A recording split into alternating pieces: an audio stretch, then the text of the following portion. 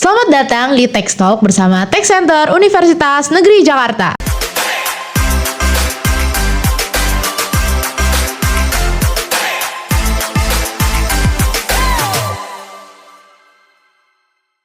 Saya Hani Rosalina yang akan menjadi pemandu Sobat Pajak dalam episode pertama. Jadi buat yang belum tahu, Tech Talk ini adalah podcast yang diselenggarakan oleh Tech Center UNJ yang akan membahas berbagai topik seputar perpajakan. Di episode pertama ini, kita akan membahas tentang wajib pajak yang taat dan sukses, yang berkaitan dengan pentingnya kepatuhan pajak dan bagaimana hal tersebut dapat berkontribusi pada kesuksesan individu maupun perusahaan. Tanpa berlama-lama, kita panggilkan saja dua narasumber kita dari perwakilan Kanwil DJP Jakarta Timur.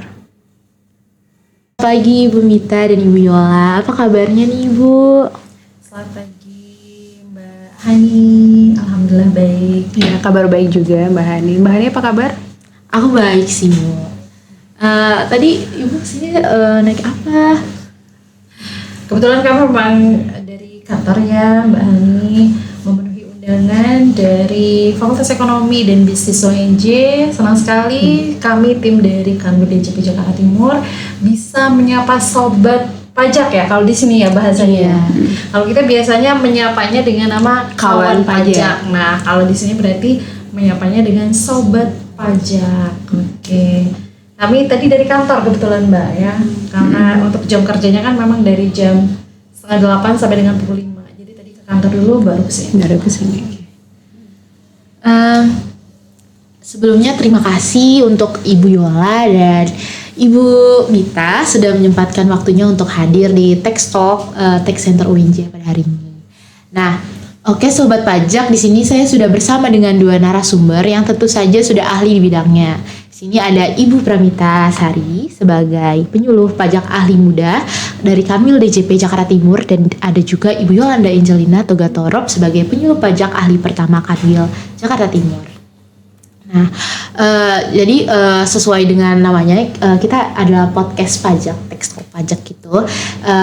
Jadi membahas tentang pajak. Jadi saya pernah baca berita gitu Bu, tentang perkembangan pajak di Indonesia. Nah, penerimaan pajak di 2024 itu diperkirakan tumbuh sekitar 10,9% dan itu berarti sejalan dengan peningkatan konsumsi masyarakat. Nah, kemudian juga pajak penghasilannya juga diperkirakan tumbuh sebesar 8,6%. Sementara PBB dan pajak lainnya itu diperkirakan tetap. Lalu Menteri Keuangan Ibu Sri Mulyani Indrawati mengungkapkan bahwa penerimaan pajak hingga 31 Mei 2024 itu mencapai 760,38 triliun atau sekitar 38,23% dari target APBN. Yang mana target APBN itu ditetapkan sekitar 1988,9%. Nah, dalam bahas itu, menurut berita yang saya baca tadi, Bu, menurut Ibu, apakah tahun selanjutnya, sekitar tahun 2025, target penerimaan pajak apakah akan ditambah lagi, dan secara makro targetnya itu mau sampai berapa persen ya Bu dari APBN? Nah, melihat beberapa tahun belakangan ini penerimaan pajak sendiri mengalami kenaikan. Menurut Ibu bagaimana? Ini pertanyaan mahasiswa banget ya Mbak Yola ya. Pagi-pagi udah ngomongin penerimaan gitu ya. Emang kalau kita berbicara tentang pajak itu kalau di headline berita selalu tercapture gitu ya. Penerimaan pajak sampai dengan bulan ini berapa persen gitu ya. Mungkin kalau Hani juga membuka IG dari Direktorat Jenderal Pajak itu kan selalu ada reportnya gitu ya. Sebagaimana kita ketahui bahwasanya memang di Indonesia sekitar 80% penerimaan itu berasal dari sektor pajak gitu ya. Itulah kenapa mungkin dari mahasiswa juga pengen tahu nih seberapa pentingnya juga gitu ya pajak untuk terkait dengan tadi ya penerimaan semakin tahun dari tahun 2020, 2021, 22 sampai dengan sekarang itu kan meningkat terus ya targetnya gitu ya.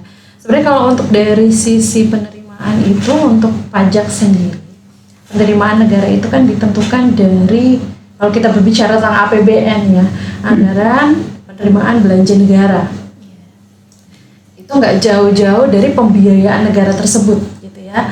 Jadi untuk penerimaan biasanya kan kalau setiap tahunnya, kalau kita tahu itu setiap kementerian lembaga mereka akan membuat proyeksi gitu ya Mbak Yola ya, terkait dengan pengeluaran yang akan dikeluarkan oleh lembaga tersebut atau kementerian tersebut selama 1 tahun ke depan. Nah, dari situ disusun nih sama Ibu Menteri Keuangan kita, kalau untuk sekarang kan Ibu Sri Mulyani gitu ya, yang kemudian disusun dari APBN. Dari situlah nanti ditentukan targetnya, tentunya dibahas juga dengan DPR gitu. Itulah kenapa mungkin melihat untuk penerimaan ini kan banyak faktor ya, selain pengeluaran tentunya untuk pembiayaan negara gitu ya.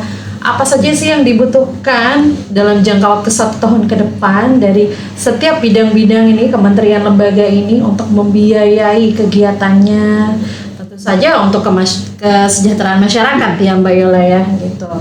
Nah pastinya ini juga dipengaruhi oleh faktor ekonomi ya, ekonomi globalnya seperti apa. Untuk tahun sekarang kita juga ada pemilu gitu ya, itu juga sangat berpengaruh gitu. Mungkin dari Mbak Yola mau menambahkan? Kalau misalnya ditanya ya Mbak, apakah nanti tahun depan target pajak itu akan meningkat, ya tentunya nanti akan berdasarkan RAPBN ya, penyusunan APBN yang seperti tadi sudah dijelaskan oleh Mbak Mita. Jadi untuk penyusunan APBN itu sendiri kan pemerintah mengajukan kepada DPR ya. Nah di situ kan dilihat dulu nih untuk total belanja negara berapa, dan untuk penerimaan negara yang digunakan untuk membiayai belanja itu berapa gitu. Nah, tentu saja itu kan nanti akan berdasarkan hasil pembahasan ya antara Menteri Keuangan, pemerintah, kemudian DPR. Nah, tentu saja untuk menentukan target penerimaan pajak nanti berapa, untuk menentukan pendapatan negara yang digunakan untuk membiayai belanja ini berapa, tentu saja itu nanti pemerintah akan mempertimbangkan banyak faktor ya Mbak Mita ya, apakah faktor daya beli masyarakat, kemudian faktor asas keadilan ya dalam perpajakan, kemudian ada berbagai faktor yang nanti akan menentukan apakah tahun 2025 nanti untuk target pajak itu akankah turun atau tetap, atau bisa saja meningkat seperti tren tahun-tahun sebelumnya gitu. Jadi kalau misalnya pertanyaannya apakah nanti naik, ya tergantung nanti pembahasan antara pemerintah dengan DPR seperti itu. Berarti tergantung pada pengeluaran setiap kementerian baru mereka mentargetkan APBN-nya, Bu. Itulah salah satu faktor yang mempengaruhi ya. Kan banyak faktor untuk bisa menentukan penerimaan seperti yang tadi Mbak Hani sampaikan. Untuk di tahun ini 1,9 ya, kurang lebih 1,9 triliun. Nah, itu dari mana? Yang pertama pastinya yang tadi sudah dijelaskan juga oleh Mbak Yola, dari Kementerian Keuangan mengumpulkan nih dari yang sudah setiap kementerian atau lembaga ajukan ya, pengeluaran yang mungkin akan dikeluarkan di selama 1 tahun ke depan. Itu akan disusun menjadi rancangan APBN. Tentunya nanti Presiden akan mengajukan, atau kalau kita kenal tuh bisa di TV kan suka lihat ya, sidang bersama DPR, nanti di situ baru diputuskan. Bisa saja yang diajukan oleh Pak Presiden ini ya, nantinya direvisi sama DPR, enggak segitu gitu. Istilahnya bisa lebih banyak faktor yang untuk menentukan berapa besarnya target penerimaan di tahun tersebut. Terima kasih Ibu. Nah, aku juga mau nanya nih Bu, terkait hal tersebut tadi, menurut Ibu sendiri penting gak sih bagi masyarakat untuk memahami arti pajak? Tentu saja sangat penting ya Mbak Mita ya, tentu saja sangat penting mengingat pajak ini kan masih menjadi sumber penerimaan atau sumber pendapatan negara kita yang paling tinggi proporsinya. Jadi dari 100% pendapatan negara yang digunakan untuk membiayai belanja-belanja tadi itu, sebesar 82% itu bersumber dari penerimaan perpajakan. Nah, kita berangkat berarti dari definisi pajak dulu ya Mbak Mita ya. Definisi pajak, kan tadi pertanyaannya kan seberapa penting masyarakat itu harus tahu, harus memahami pentingnya arti pajak gitu ya.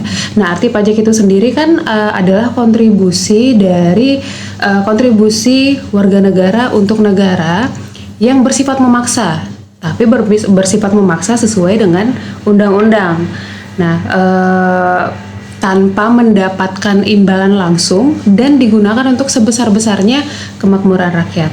Nah, dari arti pajak itu sendiri ya merupakan kontribusi wajib dari kontribusi wajib untuk negara dan memang sebesar-besarnya digunakan untuk kemakmuran rakyat.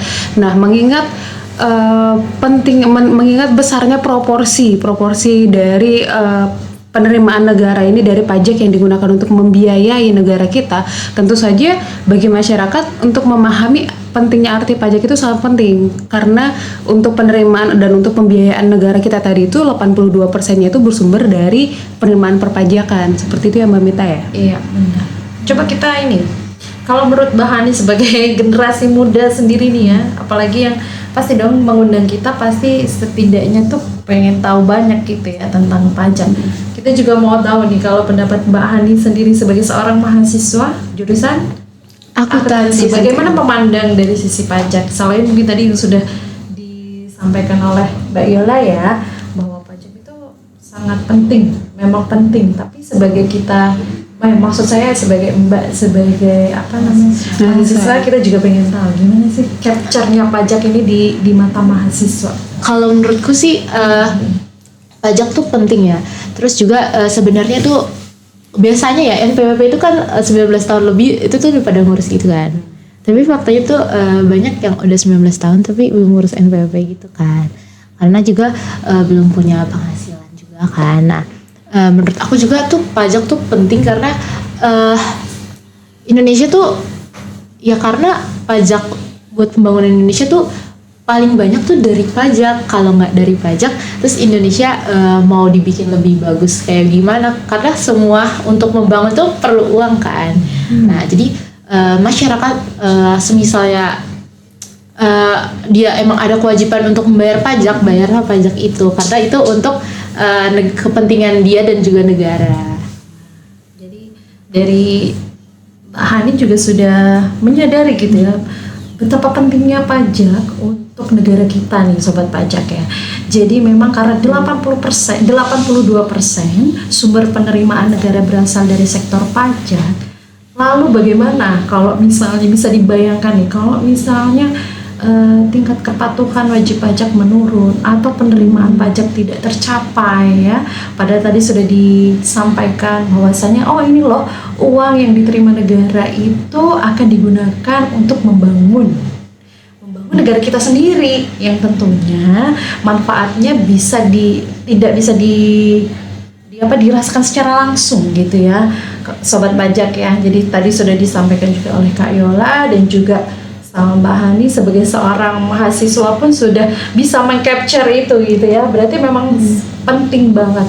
Ibaratnya kalau kita aja nggak berapa persen tubuh kita itu kan harus ada air gitu ya Mbak ya. Kalau itunya saja tidak terpenuhi, rasanya dehidrasi itu gimana? Sama halnya kalau misalnya kita penerimaan itu tidak tercapai, otomatis pembiayaan negara juga pasti akan mengalami masalah juga. Mau bangun jalan hambat betul. Tapi satu hal tadi ya, untuk NPWP itu sebenarnya ada syarat subjektif dan objektif. Berarti tidak seperti kita memiliki identitas NIK ya.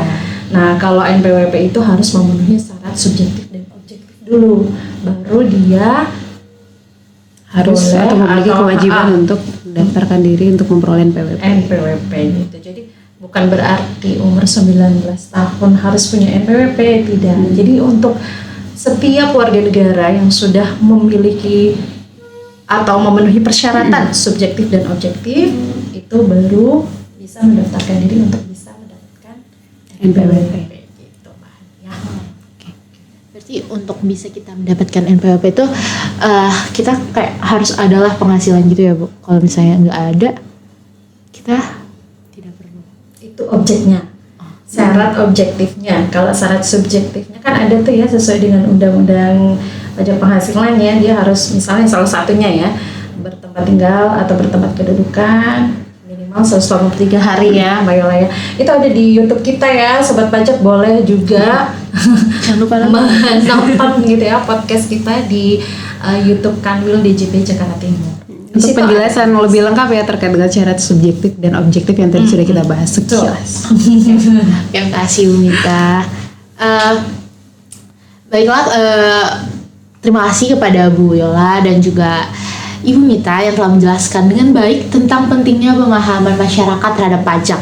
Nah, selanjutnya kita mau bahas lebih lanjut tentang tips-tips menjadi wajib pajak yang taat dan sukses, Bu.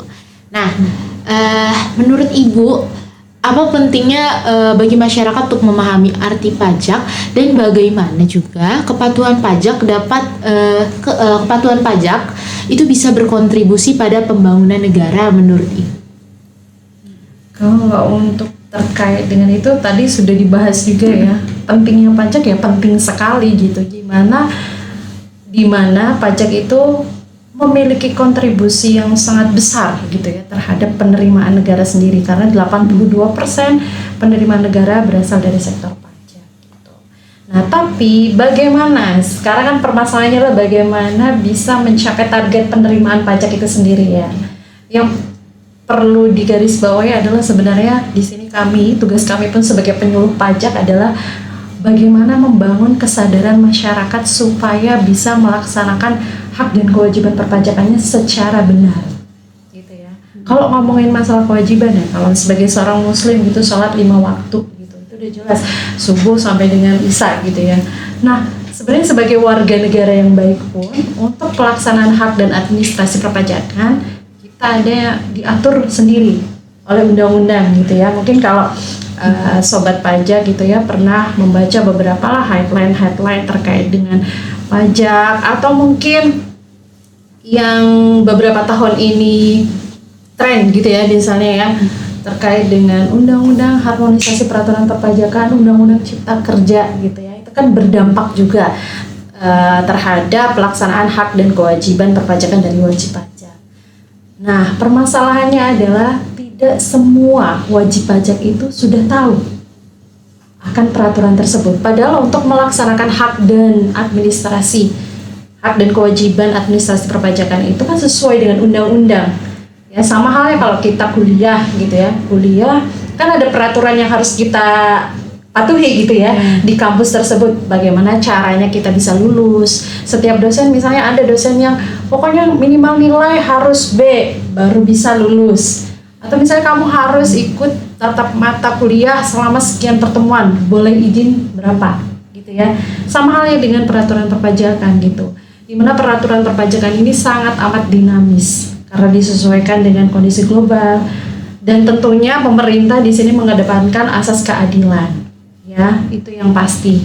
Nah, disinilah tugas kami sebagai penyuluh pajak untuk memberikan edukasi kepada wajib pajak, termasuk ini nih Mbak Hani, sobat pajak semuanya, sebagai generasi muda ya Mbak Yola ya, yang nantinya akan menjadi penerus bangsa, menuju Indonesia emas tentunya ya, gitu ya sobat pajak. Jadi yang paling menjadi tantangan sebenarnya kesadaran dari wajib pajak itu untuk bisa patuh, gitu ya. Karena terkadang kita sudah punya NPWP, tapi nggak tahu habis itu tuh untuk apa yang harus dilakukan. Misalnya saya bekerja, bekerja, kamu punya penghasilan, berarti kamu dipotong pajaknya. Biasanya paradigma di masyarakat seperti itu ya. Saya punya NPWP, saya sudah dipotong, sudah selesai. Padahal setelah itu ada yang harus dia lakukan gitu, lapor SPT tahunan misalnya gitu ya. Beda halnya kalau kita ngomongin badan, beda lagi kalau untuk wajib pajak badan ketika sudah mendaftarkan NPWP-nya. Nah, kita lihat nih usahanya apa gitu kan. Nanti akan ada kewajiban-kewajiban yang harus dilakukan setelah itu. Misalnya dia perusahaan punya karyawan, dia membayar gaji, karyawan tersebut dia potongan pajak yang tersebut dia setorkan. Kalau dia sudah setorkan, dia harus melaporkan SPT PPh pasal 21.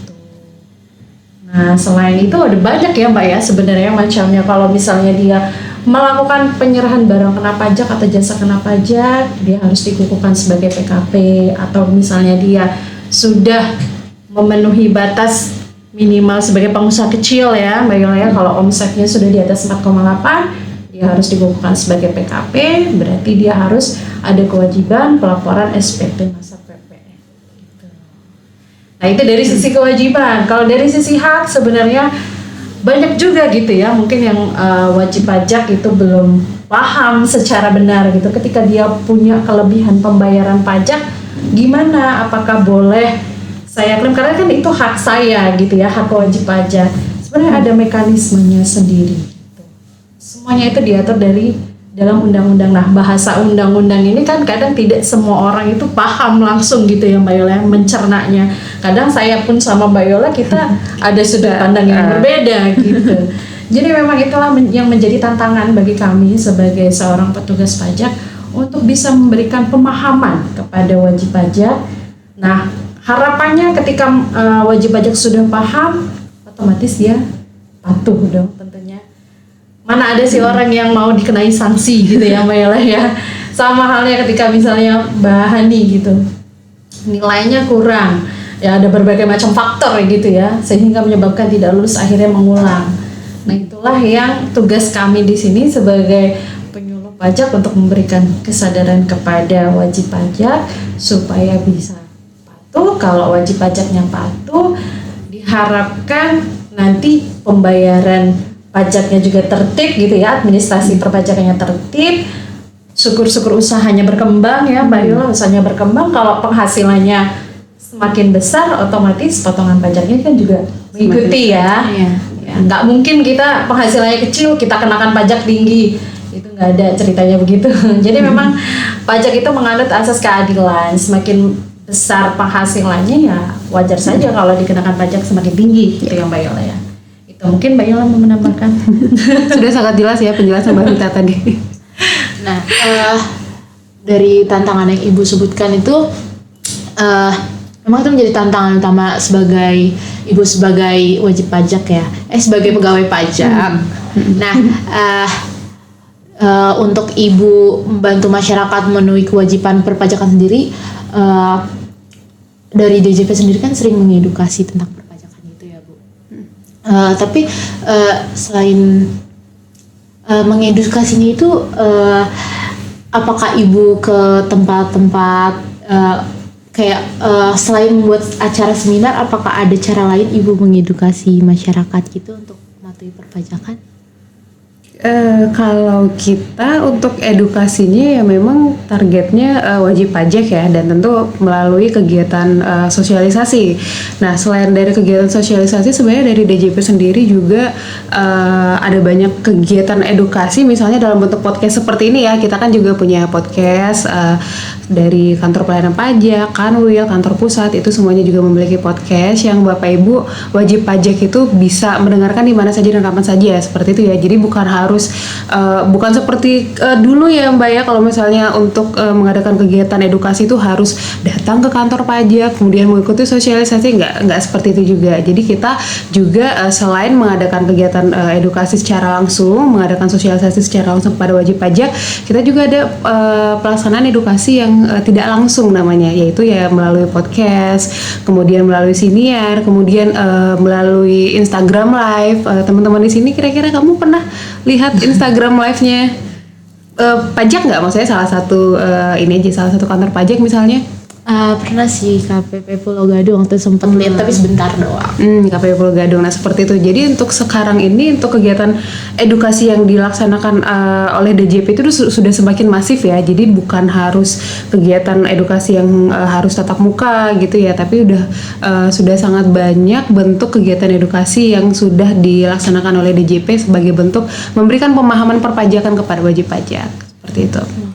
Karena memang zaman juga sudah semakin maju ya, gitu. Jadi tidak hanya kita itu kalau berbicara terkait dengan mengedukasi itu, bisa juga kita menyampaikan informasi seperti itu ya. Misalnya terkait dengan apa sih peraturan yang terbaru ini, hanya saja kemasannya itu yang dibuat menarik. Misalnya bikin konten, kemudian di-upload di TikTok, bikin konten di-upload di Instagram ya. Kalau misalnya sobat pajak juga follow ID dari Ditjen Pajak RI itu, mereka sangat update nih terkait dengan peraturan perpajakan terkini. Jadi memang sudah saatnya kita membuka mata gitu ya, bahwasanya sudah sebegitu canggihnya teknologi gitu ya. Jadi kalau untuk terkait edukasi, kami itu tidak hanya mengedukasi wajib pajak juga, termasuk generasi-generasi penerus seperti Mbak Hani, sobat pajak semuanya. Bahkan dari tingkat SD pun ya, kalau misalnya sobat pajak mungkin pernah melihat yang namanya pajak bertutur ya. Jadi itu kita memberikan pemahaman gitu seberapa pentingnya sih pajak, kenapa generasi muda itu harus tahu gitu ya. Supaya mereka mengenal lingkungannya, bahwasanya mereka nanti oh ternyata begini loh capture dari negara kita. Begitu luar biasanya pajak itu memberikan kontribusi untuk negara gitu. Itu dari tingkat SD sampai dengan SMA, bahkan kami juga ada tax goes to campus ya Mbak Yola kepada mahasiswa. Kalau dari sisi wajib pajak kita juga sering aktif untuk memberikan sosialisasi baik itu secara daring maupun secara luring. Kami juga kalau sobat pajak tahu nih di kantor-kantor pelayanan pajak juga ada yang namanya help desk. Wajib pajak boleh datang ke kantor pajak untuk menanyakan, tidak hanya menanyakan terkait dengan kasus yang sedang dihadapi gitu ya, biasanya terkait dengan aplikasi misalnya gitu ya, aplikasi yang digunakan oleh wajib pajak dalam rangka pelaporan kewajibannya gitu ya. Baru datang ke help desk gitu, boleh bertanya apapun helpdesk ke kantor pajak, cuma memang ada jam-jamnya ya Mbak Yola ya, jam sesuai dengan jam kerjanya gitu. Jadi saya rasa Direktorat Jenderal Pajak sudah sangat luar biasa ya dalam edukasi. Tinggal pilih aja gitu. Kalau sobat pajak juga berkunjung ke website pajak.go.id, bisa juga membaca beberapa artikel ya. Artikel di situ juga isinya mengedukasi kepada wajib pajak. Dan tentunya biasanya update terkait dengan peraturan terbaru. Mbak Hani sudah pernah buka pajak.go.id? Pernah sih, cuman untuk membantu melapor SPT. Asistensi ya. Asistensi ya. Nah, di situ banyak kalau misalnya mau melihat lebih jauh gitu ya, di website pajak.go.id ada peraturan, kemudian ada formulir nih. Kalau misalnya dari sobat pajak nih, kalau untuk teman-teman yang sedang kuliah kan biasanya bingung ya membayangkan, oh karena tidak pakai aplikasi, biasanya kan ada tuh formulir PPh 21, SPT PPh 21 itu seperti apa. Di situ bisa dilihat untuk formulir-formulirnya, permohonan yang diajukan wajib pajak, formnya seperti apa di pajak.go.id itu sudah sangat komplit, termasuk peraturan. Oh iya Bu, kadang kan ada wajib pajak yang tidak taat wajib pajak ya. Nah, aku mau nanya nih Bu, untuk manfaat secara langsung dan tidak langsungnya bagi masyarakat menjadi wajib pajak yang taat, sama sanksi dan risiko jika seseorang itu tidak taat pada pajak. Jadi kayak sanksi dari wajib pajak itu kalau misalnya nggak taat, dan risiko yang harus dia ambil itu seperti apa Bu? Kalau manfaat secara langsung apa ya Mbak Mita ya? Soalnya kan kalau pengertian dari pajak itu sendiri kan salah satu pengertiannya itu kan tidak mendapatkan imbalan secara langsung ya gitu ya. Mungkin kalau manfaat secara langsung dengan wajib pajak itu menjadi wajib pajak yang taat, itu mungkin adalah rasa aman ya Mbak, ya, tidak pasti. Perlu dikejar-kejar, jadi tidurnya bisa nyenyak, perasaannya bisa nyaman, karena kenyamanan itu nggak bisa dibeli dengan uang ya Mbak Mita ya. Jadi kalau misalnya dia memang sudah merasa, maksudnya sudah merasa melaksanakan hak dan kewajiban perpajakannya itu sudah benar, berarti dia manfaat yang bisa dirasakan secara langsung itu adalah rasa aman, tidak perlu takut dikejar-kejar oleh orang pajak gitu kali ya Mbak Mita ya.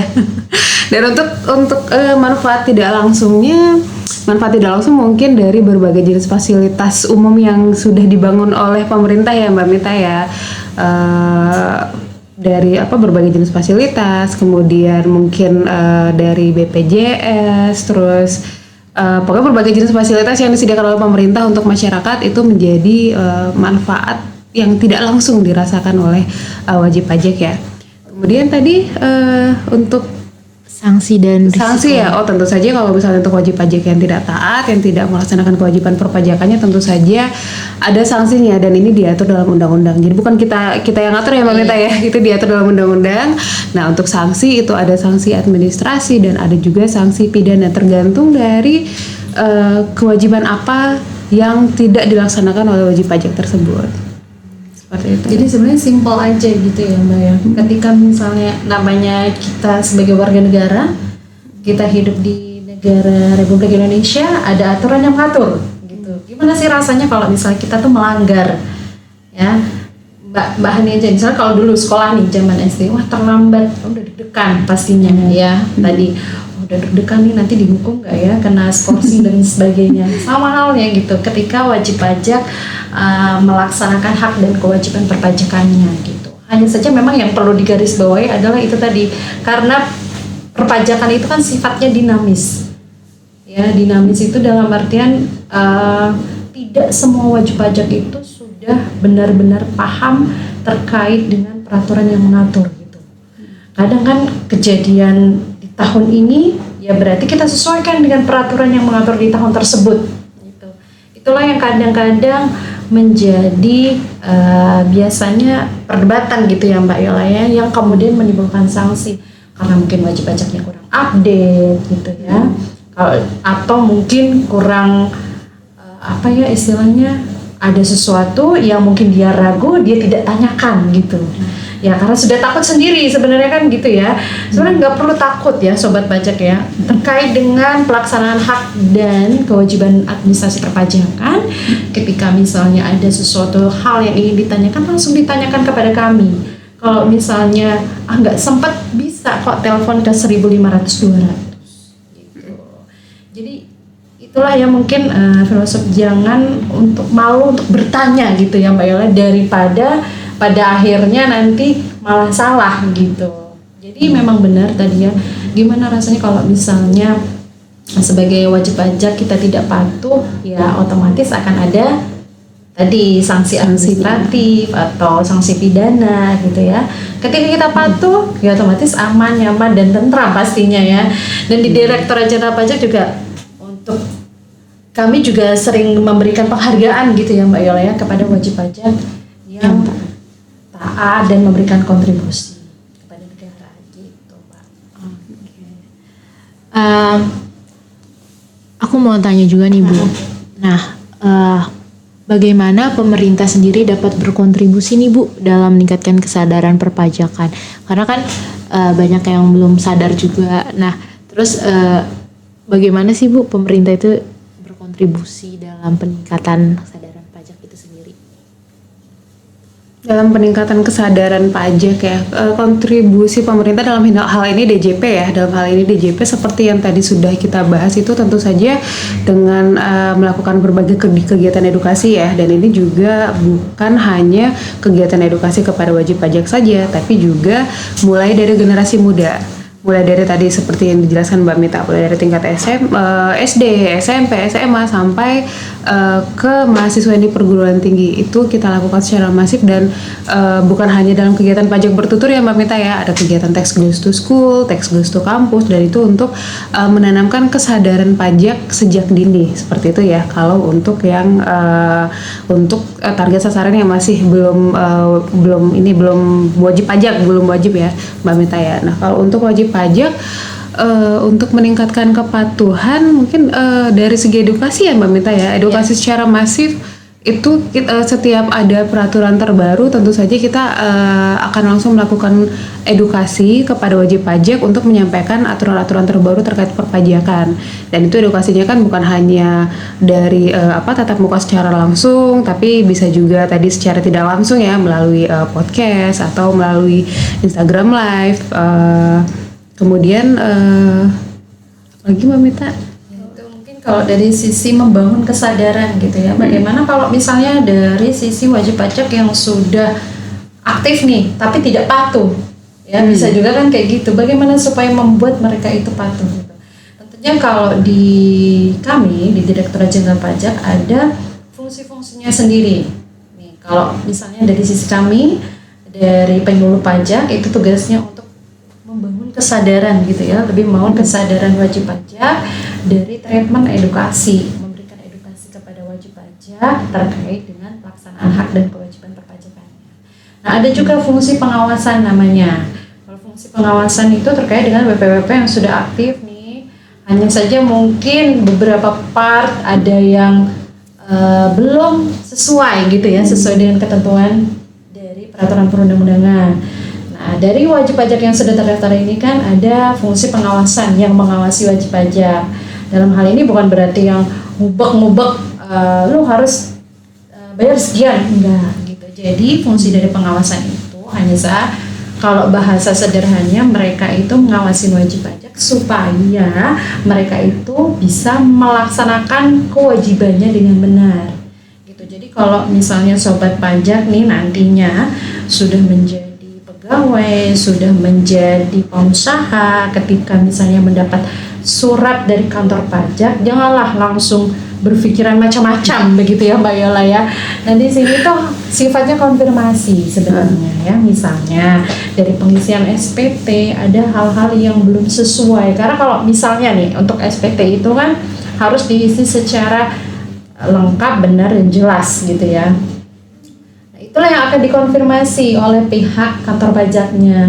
Oh ini sudah benar belum pengisiannya? Kalau benar ayo dibetulkan. Bukan berarti dipanggil langsung disuruh bayar, tidak gitu ya. Itu paradigmanya kalau sudah mendapatkan amplop coklat kemudian diundang oleh kantor pajak biasanya udah takut duluan gitu ya Mbak Yola ya gitu. Jadi memang ada beberapa fungsi tersendiri gitu ya untuk bisa meningkatkan kepatuhan wajib pajak. Ada juga fungsi pemeriksaan yang diperiksa nih karena mungkin tadi dikonfirmasi belum ada tindak lanjut dan sebagainya, memang harus ada treatment khusus mungkin ya Mbak Yola ya untuk menyelesaikan hal tersebut. Ada namanya fungsi pemeriksaan, dinaikkan lagi ada penegakan hukum gitu.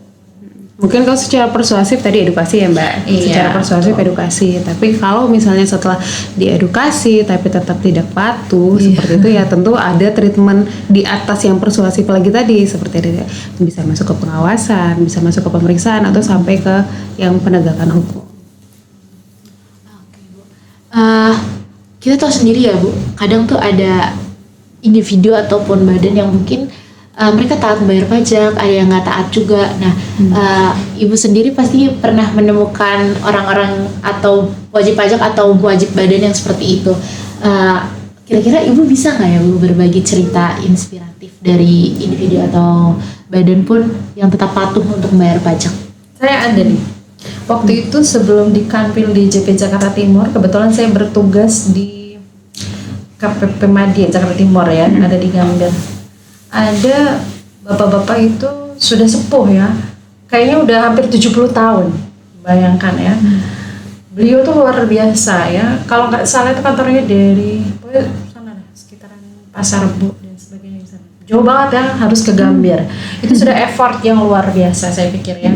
Beliau sendiri datang membawa PC laptop seperti ini ya, kemudian muncul ke helpdesk nih.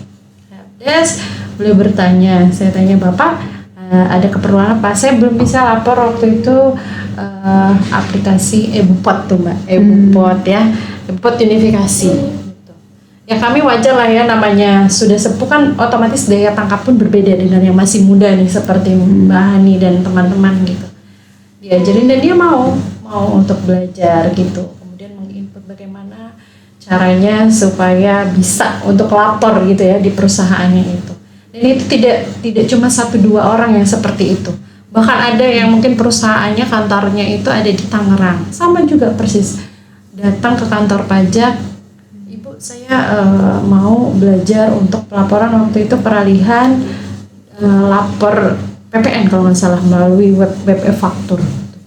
Jadi benar-benar effortnya luar biasa ya. Kami sebagai petugas pajak pun merasa tersanjung, wah kok luar biasanya gitu Bapak ini. Ya memang berbeda ya mengajari anak muda dengan orang yang sudah berusia gitu ya, harus pelan-pelan tapi luar biasa semangatnya, sudah dari jauh datang ke kantor pajak, mau untuk belajar satu persatu dan beliau itu mau untuk menerima gitu. Oh sekarang tuh seperti ini loh gitu. Pajak itu sudah semakin maju, pelaporannya sudah menggunakan by system. Berarti saya harus belajar bagaimana menggunakan PC-nya, bagaimana nanti cara pelaporannya supaya tidak terlambat. Ketika terlambat kan kalau untuk pelaporan SPT masa itu terlambat denda ya Mbak Yola ya, kena sanksi. Nah, beliau luar biasa sekali dari jauh datang ke kantor pajak. Bahkan itu sudah sore kalau lebih ya. Itu luar biasa sekali ya effortnya gitu untuk bisa patuh kan berarti kan, untuk bisa patuh. Itu dari saya sih luar biasa sekali. Banyak sekali di kantor pajak yang seperti itu. Bahkan saya sempat nanya, apa tidak ada pegawai lainnya? Maksudnya yang masih sedikit muda, karena kan kantornya jauh banget gitu ya, dari Tangerang harus ke Gambir gitu kan, belum lagi balik lagi kantornya untuk report laporan ke atasannya gitu. Sudah tidak ada, Bu, hanya saya, dan luar biasa gitu ya. Saya kalau ingat itu suka terharu gitu. Ya Allah, sebegitunya gitu. Ingat umurnya juga Iya, ya, lumayan jauh gitu. Itu luar biasa sih. Jadi buat sobat pajak nih atau kawan pajak yang masih muda, jangan mau kalah ya sama yang tua, karena yang tua aja se-effort itu. Bener banget. Jadi emang kalau mau belajar sekarang tuh udah sangat amat mudah gitu ya. Mau pengen tahu apa aja dari handphone aja kita bisa langsung ya tahu. Yang penting bukanya jangan situs yang aneh-aneh ya harusnya. Gitu banget. Oke. Untuk Ibu Yola dan Ibu Mita, sebelum kita akhiri podcast ini, alangkah baiknya Ibu dapat memberikan kalimat penutup dan juga motivasi bagi para wajib pajak untuk menjadi wajib pajak yang taat dan sukses dalam bantu pembangunan negara. Mungkin untuk kalimat penutupnya, karena tadi kita sudah bahas ya mulai dari awal kayak seberapa penting wajib pajak itu mengetahui atau masyarakat itu mengetahui tentang pajak, memahami pentingnya arti pajak itu penting atau enggak, seperti itu ya, seperti tadi yang sudah kita bahas. Untuk membiayai negara kita ini memang memerlukan dana yang tidak sedikit, dan itu sebagian besar atau 82% ya dananya itu bersumber dari penerimaan perpajakan, sehingga memang untuk teman-teman semuanya, terutama generasi muda ya, sangat penting untuk memahami pentingnya peran pajak untuk pembangunan negara kita. Karena kalau bukan kita lagi yang berkontribusi, siapa gitu ya. Karena kalau misalnya nanti penerimaan pajak kita mandek gitu ya atau tidak tercapai, ya kita nanti membiayai negara kita ini untuk membiayai negara kita ini dengan apa gitu ya. Ya pasti otomatis negara kita ini kan tidak bisa berjalan ya. Nah, karena itu mari teman-teman semuanya yuk jadi wajib pajak yang taat, yang sadar, yang paham akan hak dan kewajiban perpajakannya, supaya nanti kita bisa menjadi generasi emas yang bisa sama-sama membangun negara kita. Baiklah, terima kasih kepada Ibu Yola dan juga Ibu Mita yang sudah mau ikut sharing bareng kita di podcast Tech Talk kali ini. Nah, kita berbincang dan membahas mengenai tema wajib pajak yang taat dan sukses. Semoga Sobat Pajak setelah mendengarkan podcast ini diharapkan dapat menambah ilmu pengetahuan perpajakan yang bermanfaat. Dan kita juga dapat ikut berpartisipasi bersama-sama menjadi wajib pajak yang bertanggung jawab untuk membangun negara kita. Sampai jumpa di episode berikutnya.